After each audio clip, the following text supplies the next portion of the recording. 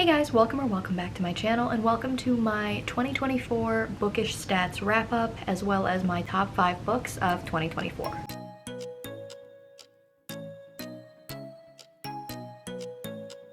So you may or may not know, because I haven't uploaded one in a while, just because I haven't had time to really tweak anything. So I do have a Google Sheets spreadsheet that I use to track all of my reading throughout the year.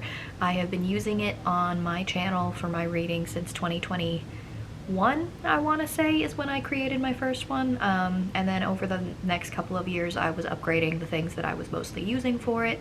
I'll put a link to my, I think it's 2023 is the most recent one that I have, because life is what it is.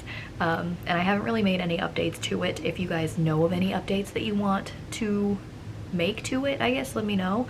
But I'll put the click link whatever up there so that you guys can see the last video I had explaining it and the link to the master spreadsheet for it.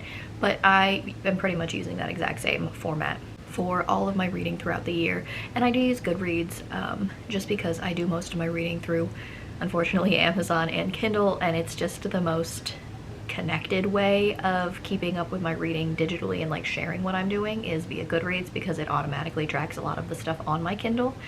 But everything that's not tracked on my Kindle, things that I'm reading audibly or physically or ARCs and things like that, that is all tracked via my spreadsheet. So without any further ado, let's just jump into some of my quick bookish stats for 2024. So in 2024, I read 134 books, which I think might actually break a record for me personally. I have had a weirdly prolific year, and I think a lot of that has to do with the fact that I did a Tamara Pierce reread in the middle of the year, which are a lot of very short, quick reads. I did read a lot of those Christmas novellas that were on KU towards the end of the year in December, but surprisingly, I also reread the entirety of the Stormlight Archives, so I guess those things kind of balance each other out. I read 134 books this year for a total of 54,551 pages. Most of those books fell in like the 200 to 400 page range, which is fair because that's what most romance novels tend to be. But I did have some in the 400 to 600 page range. That was like 35, I think, of my 100 and whatever books were all in the 400 to 600 page range. And then there's a couple that were like 600, 800, and then obviously the Stormlight Archive all fell above 1,000 pages.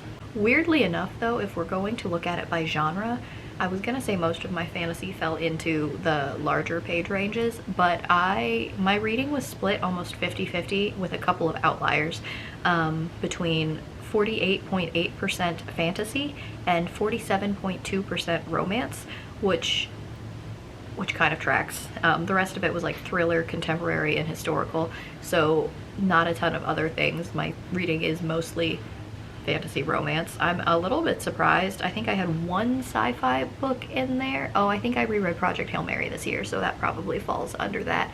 And I think, I don't know, I might have misrepresented Dungeon Crawler Carl. Do those fall under sci-fi because it's like aliens taking over? But like there's magic that happens, but like the magic that happens is also kind of like just science that we didn't understand yet. So I don't know. I threw it under fantasy. I think it's gonna stay there. If we dive into that a little bit deeper, the way that my spreadsheet works is that you can change how it does your ratings. So you can change it from full stars to half stars to quarter stars, just depending on like what you want to be looking at. If you rate it on Storygraph, for example, it can go down to quarter stars, but Goodreads only allows full stars. So depending on where I am rating a book, I like to change it between those options. So if I am looking at the quarter stars options, I rated 27 books full 5 stars. Most of my Sanderson rereads fell under there. A lot of Dungeon Crawler Carl fell under there, and then a lot of like some romance that I've done rereads of, things like that. That all falls under the 5 stars. I can tell you that right off the bat. In addition to that, I have 19 4.75 ratings, 16 4.5, 27 4.25, and then obviously the percentages just go down from there. I can post the graph up here. You guys don't need me to read it off to you. And then as far as the rest of the stats, everything seems pretty typical for my reading on a year-to-year basis. So 99%, that's a lie, 89% of my reading this year was ebook. The rest of it was 8.9% purely audible, and then 1.5% was reading physically. I just don't have the ability to carry my physical book with me, and for convenience, if I am reading something physically, I tend to also just grab the ebook of it so that I can just have it on my Kindle or my phone or whatever wherever I go. On top of that, again, not surprising, 75.9% of my reads were for adult age range. 2.3% was new adult, 18.8% was YA, and then only 3% considered middle grade, which I would say overwhelmingly would be my Tamara Pierce rereads this year. Now, that's pretty much it for all of my stats. I will say I do have a category in there for readathons that I participated in. It like compares what you participated in to what you completed. I did not participate in any readathons this year. I just didn't really have the time.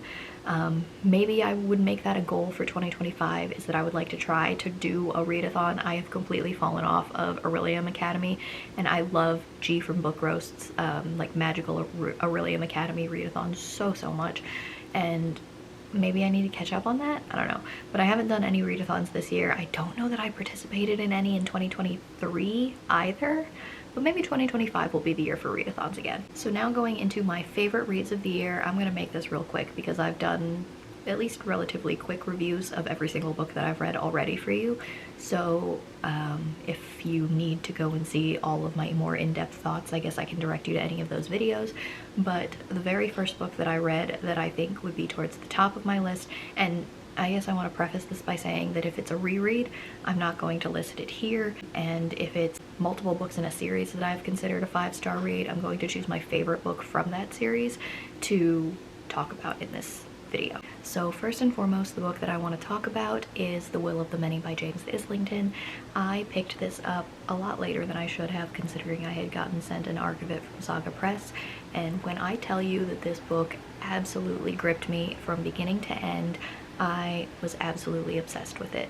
As soon as I put it down, I wanted to reread it from the very beginning. I was recommending it to everybody.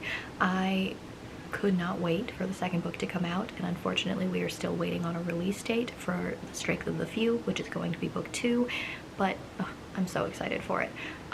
If you like any Roman inspired fantasy that you've ever read, this is very heavily Roman inspired, but with a lot of political maneuvering. It's definitely a more fantasy heavy Red Rising by Pierce Brown, in that it's very Roman inspired, as I obviously already said, but a boy orphan kind of situation has been selected to infiltrate an academy for reasons that I will not get into, and his sponsor is using him for his own personal gain, and honestly, that doesn't even begin to describe. Oh my god, I loved this book so much. Next I'm going to talk about, maybe it's not my favorite book in the series, but it's definitely the one that gripped me the hardest, and that is Dungeon Crawler Carl by Matt Dinneman. I have talked about this book ad nauseum on my channel, right? I mean, I've talked about Dungeon Crawler Carl and all of the books that came after it over and over and over and over again, and I'm still obsessed. Maybe this last one that came out was not my absolute favorite in the series, but I will not stop talking about it because oh my god, Donut is the greatest character in the history of characters. She is supposed to be a side character, and yet somehow she makes everything all about her, and it's beautiful and it's amazing, and she's a cat. So if you have not heard me talk about Dungeon Crawler Carl is about a man named Carl who somehow finds himself in an 18-level dungeon crawler world when everyone on Earth is pretty much annihilated all at once. So apparently aliens seeded our world many millennia ago, and according to them, a certain contract for rights to Earth ran out. And so when this contract ran out, every building or anything that was considered to be having a roof was immediately flattened to the ground, and a certain like mineral or something like that was harvested. All of the people in those buildings died, and if you were not standing in a building at the time, you were given the option to either stay above ground and just fight for your life and try to survive, or to enter the dungeon, where you are promptly thrown into a very D&D-like scenario full of goblins and monsters and magical spells and classes and races, just trying to survive to get to the next level of the dungeon. And every book, for the most part, follows either one or two levels. As the books go on, they get longer and the levels get more complex.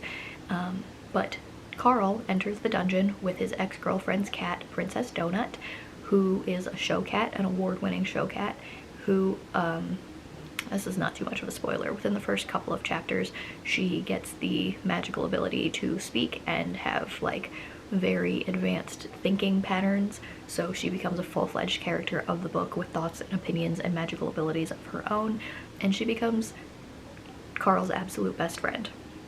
They are 100% partners through this, and it's definitely brutal and bloody, and you lose people along the way, and the scope of the world just gets bigger and bigger through every single level that they enter, and it's just absolutely wild.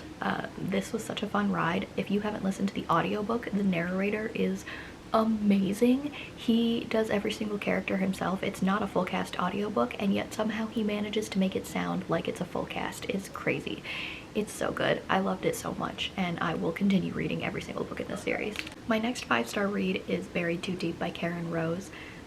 This it's a book I've been waiting for a very long time. You follow Finn, who is a character that has appeared in several of her other romantic suspense books before as a side character, but one who has severe PTSD. He works for a PI agency as like their security for the building, but all he wants is to be upgraded to like a bodyguard / PI within the agency, but his PTSD has been stopping him from moving forward with that. Finn is so traumatized, it hurts you, because you met his sister, his twin sister, I think, in previous books in, I think her Cincinnati series. I don't 100% remember, but his twin sister is Scarlett, and she's devastated because she hasn't been able to talk to her brother in so long because he just took off, and he's devastated because he thinks he's protecting his family from himself by not being there, and he's found this new family in New Orleans, and he falls in love with a woman who is just trying to figure out, one, I think, who murdered her dad, and two, who's trying to kill her right now. And the PI agency Finn works for is kind of hired to take on this task, and Finn tends to spend a lot of close proximity with her, and obviously forced proximity, huge romance trope, they start to fall in love, and he deals with all of his trauma, and he has a service dog, and oh god, this book was so good. It hits you in the feels just like every single one of Karen Rose's books does. It's so good. Okay, so technically I've run out of full 5-star reads that I can talk about for 2024, but moving on to the 4.75 star reads, my top 2 were Silver Elite by Danny Francis. This is an arc that I read towards the end of the year that I did not expect to grip me as hard as it did, and when I tell you that I was obsessed with this book when I finished it, if you imagine the Hunger Games / Divergent dystopian aspect meets The Darkest Minds by Alexandra Bracken, if you picture a combination of those two in like the dystopian world where people are segregated and oppressed and blah blah blah, with the mental telepathic powers of The Darkest Minds, oh my god, this book, but adult, picture it as adult dystopian romance, oh, it's so good. I didn't expect to love it nearly as much as I did, but when I got into it and I started reading it, man, I flew through it. And the worst part is it comes out in May of 2025, which means that we have 5 months to wait until it comes out for the public, and then I have no idea how long we have to wait for the sequel, which is a travesty. I'm just going to have to reread this one over and over again, I guess, until it comes out. But oh my god, the main character and her love interest are just chef's kiss, so good. To be fair, there's a twist that happens, and I kind of saw it coming a mile away, but it doesn't ruin anything if you see it happen from a mile away. It almost just makes it better because you just kind of read their interactions together. It's good. Trust me, just read this book as soon as it comes out. May 2025, mark it on your calendars, because The Silver Elite was phenomenal. The next 4.75 book I want to talk to you guys about is Play Along by Liz Tomford. That is the 4th book in her Windy City series, and it follows Isaiah, who is the brother of Akai or Malachi from the 3rd book, which was my favorite book so far in the Windy City series. I've talked to you guys about that one before. So Isaiah Rhodes is Kai's brother, his younger brother, who they play for the same baseball team in Chicago. and it is the story about how he falls in love with the team's, I think it's athletic trainer, something along those lines. Kennedy, she has an MD, like she's an actual doctor, but she can't find any job in professional sports because sexism. So she takes a job as an athletic trainer to kind of get her foot in the door. And in the midst of all of this, she accidentally ends up in a Vegas wedding with Isaiah Rhodes. And the sexist team doctor has threatened her job if this turns out to be some kind of like she's sleeping around with the players situation, so they have to work to convince him so that she can keep her job that this was a true love scenario, that they love each other, that's why they got married, and it's it's not arranged marriage, it's marriage of convenience, forced proximity, just delightfulness, right? Sports romance, it's so good. And while it's not my favorite book in the series, I did not read Caught Up this year. I read Caught Up last year, and it was on the list of favorite books of 2023 because Kai, oh my god, single dad romance, and his kid was right around the age as my child at the time. God, that book hit me right in the feels, and it's still my favorite Liz Tomford book to this day, but Play Along is a close second for me. Okay, so that is my top 5 books for 2024. Have you guys read any of these? Have you heard of any of these? I know that I've talked about Dungeon Crawler Carl incessantly.